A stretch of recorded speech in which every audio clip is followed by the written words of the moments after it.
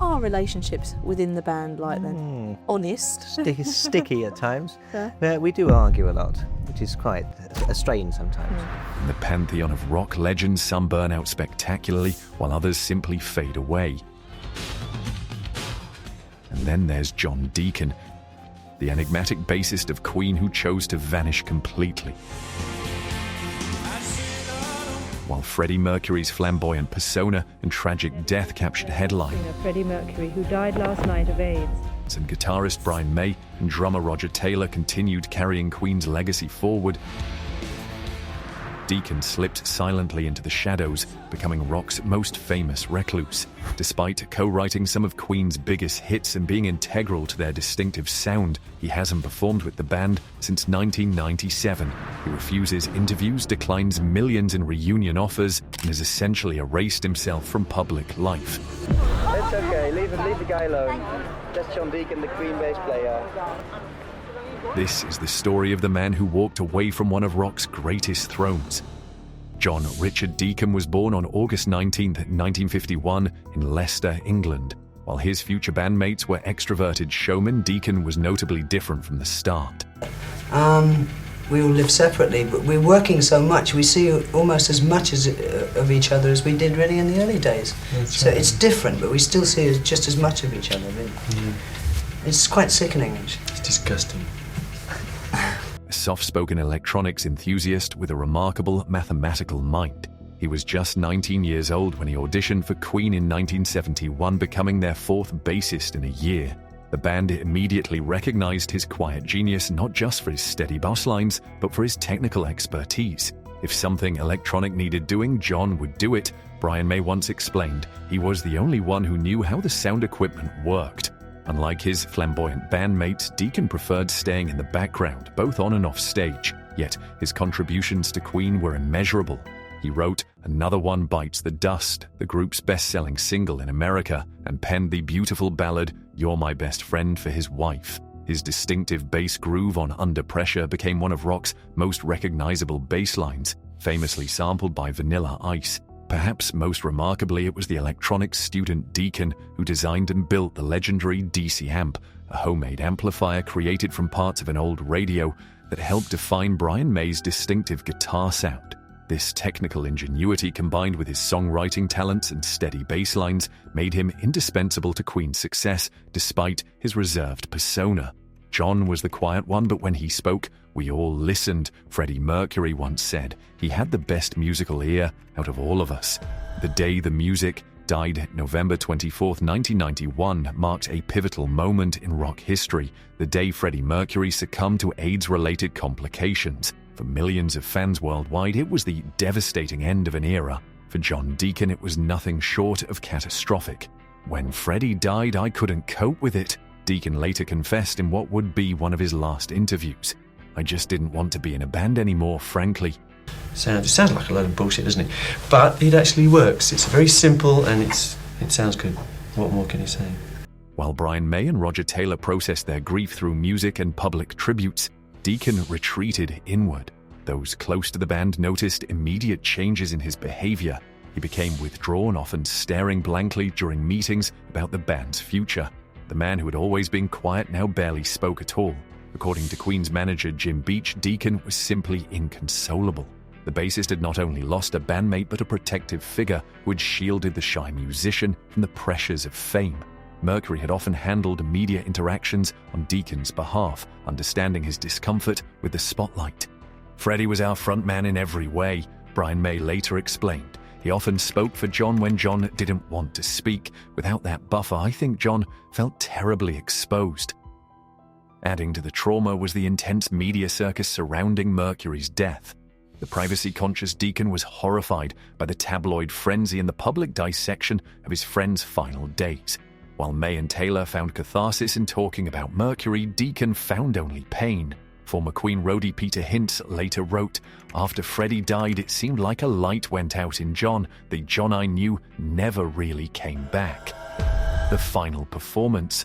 Despite his overwhelming grief, John Deacon agreed to perform one last time with his bandmates at the Freddie Mercury tribute concert on April 20, 1992. held at London's Wembley Stadium before 72,000 fans and broadcast to over 1 billion viewers worldwide. The concert featured rock legends from David Bowie to Elton John, honoring Mercury's legacy. For most of the evening, Deacon maintained his characteristic stoicism on stage, head down as his fingers worked the bassy. But during These Are the Days of Our Lives, one of Mercury's final recordings, cameras caught something extraordinary, tears streaming down Deacon's face as he played. That moment broke my heart, remembered concert attendee Margaret Phillips. You could see he was completely devastated. We all were crying, but seeing John, always the composed one, break down like that felt like witnessing something intensely private. When the surviving members took a final bow alongside the guest performers, Deacon stood awkwardly at the end of the line, visibly uncomfortable with the thunderous applause. Unlike May and Taylor, who waved and acknowledged the crowd, Deacon merely nodded slightly before quickly exiting the stage. What fans didn't realize was that this would be the last major Queen performance featuring John Deacon. He would appear only a handful of times afterward, recording No One But You, Only the Good, Die Young in 1997 as a tribute to Mercury, and making brief appearances at the Béjart Ballet in Paris and at the inauguration of the Freddie Mercury statue in Montreux, Switzerland. Vanishing from the spotlight. In the years following Mercury's death, while Brian May and Roger Taylor kept Queen's legacy alive through various projects, John Deacon began his systematic retreat from public life. Initially, fans and media assumed he was simply taking time to grieve, but as months turned to years, it became clear something more profound was happening. Deacon's withdrawal wasn't gradual, it was absolute. In 1997, after recording No One But You, Only the Good Die Young, he informed May and Taylor that he was permanently retiring from music. More shockingly, he announced he wanted nothing further to do with promoting or preserving Queen's legacy. He would retain his financial stake in Queen's business operations, but wanted no creative input whatsoever. John doesn't want to be in the public eye anymore, Brian May told journalists at the time. He's completely retired from any kind of social contact. This wasn't a typical rock star retirement. Deacon didn't move to a countryside estate to work on solo projects or emerge occasionally for charity events. He simply disappeared from view, declining all interview requests and refusing to attend Queen's induction into the Rock and Roll Hall of Fame in 2001. His retreat extended beyond merely avoiding public appearances. Deacon stopped playing music altogether. According to friends, he put his bass guitars in storage and never touched them again. When asked in a rare impromptu encounter with a journalist if he missed playing, Deacon reportedly responded, "No, I can't even remember much of the music we created. That's how much I've distanced myself." Life in seclusion. What makes John Deacon's disappearance from public life particularly remarkable is not just its completeness, but its longevity. For over 25 years, one of rock's most successful musicians has maintained near-total seclusion despite belonging to a band whose popularity has only increased with time.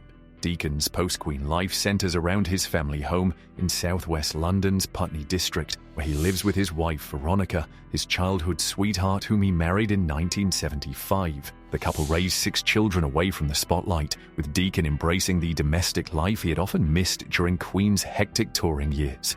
According to rare reports from neighbours, Deacon lives modestly despite his estimated $170 million fortune. He's been spotted using public transportation, shopping at local markets, and occasionally visiting nearby pubs, though he reportedly leaves immediately if recognized. One neighbor described him as just another local retiree who values his anonymity above all else. "I've lived on the same street as John for 15 years, reported neighbor Thomas Mitchell in a 2019 interview. "Most people have no idea a rock legend lives here. He drives an ordinary car, wears ordinary clothes, and never talks about his past. If you didn't know who he was, you'd never guess." Deacon's seclusion extends to his former bandmates. Brian May has confirmed that communication with Deacon is minimal and occurs only through their management office. "We don't have any contact with John," May said in a 2014 interview. "He doesn't want to be connected with us. That's his choice." This estrangement became even more apparent during the production of the Queen biopic Bohemian Rhapsody. Despite the film grossing over $900 million and reigniting interest in Queen's music, Deacon had no involvement whatsoever. He didn't attend the premiere, offer input on his portrayal, or join in promoting the film. even as it brought Queen's music to a new generation. The financial empire. Despite walking away from fame and music making, John Deacon hasn't abandoned his financial interests in Queen's empire. Known within the band for his shrewd business mind, Deacon continues to maintain partial ownership of Queen's extensive music catalogue and carefully manages his considerable fortune. John was always the one who read the contracts thoroughly, Roger Taylor once revealed. While we were eager to sign and move on, John would spot problematic clauses none of us had noticed. This financial acumen has served him well in retirement. Deacon, along with May and Taylor, formed Queen Productions Limited to handle the band's business affairs after Mercury's death. Though Deacon doesn't participate in creative decisions, he remains an equal partner in all major financial matters, including approvals for licensing Queen's music for commercials, films, and other media.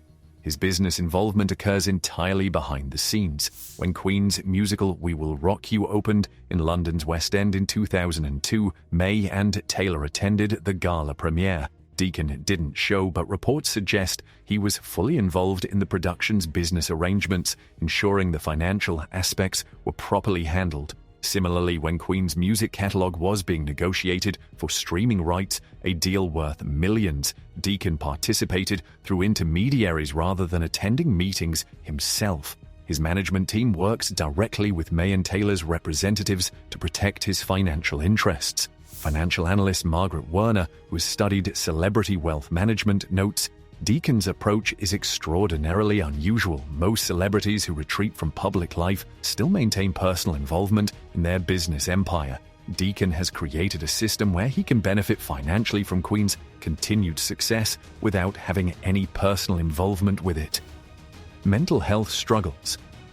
While John Deacon has never spoken publicly about his mental health, those close to Queen have suggested that his retreat from public life was driven by more than just grief over Freddie Mercury's death. Multiple sources indicate Deacon has battled significant depression and anxiety issues that were exacerbated by life in the spotlight. John was never comfortable with fame, explained Queen's former personal assistant Peter Freestone. Even at the height of Queen's success, he'd often have panic attacks before interviews or major public appearances. Freddie understood this and often shielded him from situations that would trigger his anxiety. Mercury's death removed this protective buffer, leaving Deacon exposed to media attention he had never learned to manage. According to band insiders, Deacon experienced something akin to a breakdown in the months following the Freddie Mercury tribute concert, struggling with both grief and intense anxiety about his future public role. Queen biographer Mark Blake noted there were concerns among the Queen inner circle about Deacon's mental state in the mid-1990s. His withdrawal wasn't just about honoring Mercury's memory, it was about self-preservation. The limited comments Deacon has made about his departure suggest profound depression. In one of his final interviews before his complete withdrawal, he told a journalist, "I just couldn't find the joy in music anymore. Everything reminded me of what we'd lost." Mental health experts who have studied Deacon's case suggest his retreat represents a radical form of self-care. Sometimes removing yourself entirely from environments that trigger trauma is the only solution some people can find, explained psychologist Dr. Lena Harrington, who specializes in celebrity mental health issues. For someone already uncomfortable with fame, continuing in that world without his support system became impossible. Brian May has occasionally alluded to Deacon's struggles, noting in a 2014 interview, "John has had his problems. We respect his desire to be left alone. He needs that space and we give it to him." Rejecting fame and fortune. One of the most remarkable aspects of John Deacon's disappearance is his consistent refusal of enormous financial opportunities that would require him to return to public life. While many aging rock stars eagerly embrace reunion tours and anniversary events, Deacon has rejected millions of dollars to maintain his privacy. When Queen received an offer for a world reunion tour in the early 2000s that would have netted each member an estimated $30 million, Deacon didn't even consider it. Similar offers have been extended multiple times since, with promoters reportedly doubling the financial incentives with each rejection. "We've had offers that would make your eyes water," Roger Taylor admitted in a 2020 interview. And it's not that John needs convincing with money, he simply won't discuss it at all. Deacon's refusal extends beyond live performances. He declined to participate in the Queen Plus projects featuring Paul Rodgers and later Adam Lambert, despite these ventures proving highly lucrative for May and Taylor. He also turned down substantial offers to write an autobiography, with publishers reportedly offering 7-figure advances for his unique perspective on Queen's history. Perhaps most telling was his absence during the Bohemian Rhapsody film production. As a founding member of Queen, Deacon stood to earn millions from the film's success through both direct compensation and increased royalties from the inevitable surge in music sales. Yet he wanted no involvement whatsoever, not even attending private screenings. Music industry analyst Robert Thompson notes, Deacon's rejection of these opportunities demonstrates a remarkable commitment to his values. In an era where most musicians his age are actively seeking ways to monetize their legacy, his consistent refusals indicate money truly means nothing compared to his privacy. The London recluse. Despite his extraordinary efforts to maintain privacy, occasional glimpses of John Deacon's current life emerge through rare sightings in his southwest London neighbourhood. These fleeting encounters have become almost mythological among Queen fans who treat confirmed Deacon sightings with the reverence usually reserved for religious experiences. In 2017, a fan spotted Deacon smoking a cigarette outside a local Putney bookshop. The resulting blurry photograph showed an elderly man with glasses and white hair, barely recognizable as the youthful bassist from Queen's heyday. The fan reported that when he approached Deacon and mentioned Queen, the musician politely but firmly stated, "I'm not that person anymore," before walking away. Residents of Putney have reported seeing Deacon engaged in thoroughly ordinary activities, buying groceries at Waitrose supermarket, reading newspapers in local cafes, or taking walks along the Thames path. Unlike most celebrities who might wear disguises to avoid recognition, Deacon reportedly makes no such efforts. His advanced age and changed appearance provide natural camouflage from all but the most dedicated fans. "He's just another elderly gentleman in the neighborhood," reported local shopkeeper Anita Williams. "He comes in for his newspaper every morning, always polite but never chatty. Most of my younger customers have no idea they're buying their morning coffee from the same man who played on Bohemian Rhapsody." According to neighbors, Deacon lives in a modest home relative to his wealth, a comfortable but unassuming property that would never suggest its owner once performed Live Aid before millions. He reportedly drives an older model car, dresses in simple clothing, and exhibits none of the trappings of rock stardom. The few who have interacted with him describe a quiet, thoughtful man who seems content with his ordinary life.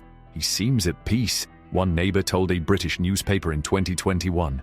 "There's a gentleness about him, like someone who has found exactly the life they want, even if it's not what others might expect." His bandmates speak out. While John Deacon remains silent about his withdrawal from public life, Brian May and Roger Taylor have occasionally addressed their former bandmates' absence in interviews, providing some of the only insights into Deacon's current condition and their complicated feelings about his choices. "John has completely retired from any kind of social contact," Brian May explained in a 2014 interview. "He doesn't like to be dragged back into the light, and we respect that. It's his choice, and we have to respect that he doesn't want to do it." The guitarist has expressed both understanding and sadness about Deacon's absence, particularly during milestone Queen events. When the band received a Lifetime Achievement Grammy in 2018, May noted poignantly, "I think John would have enjoyed being here for this, but he's purposely moved himself out of this kind of thing. He doesn't like the attention." Roger Taylor has been more direct in his comment about Deacon's withdrawal. In a 2020 interview, he stated, "We're not in touch, but John's completely retreated from all forms of public life. He's like the Howard Hughes of rock. He doesn't want to be in that race. He doesn't want to be in that business anymore." Taylor has also acknowledged the depth of Deacon's trauma after Mercury's death. "He just couldn't cope with the loss of Freddie. I think he felt that was the end of Queen, and in a sense, it was the end of Queen as we had known it."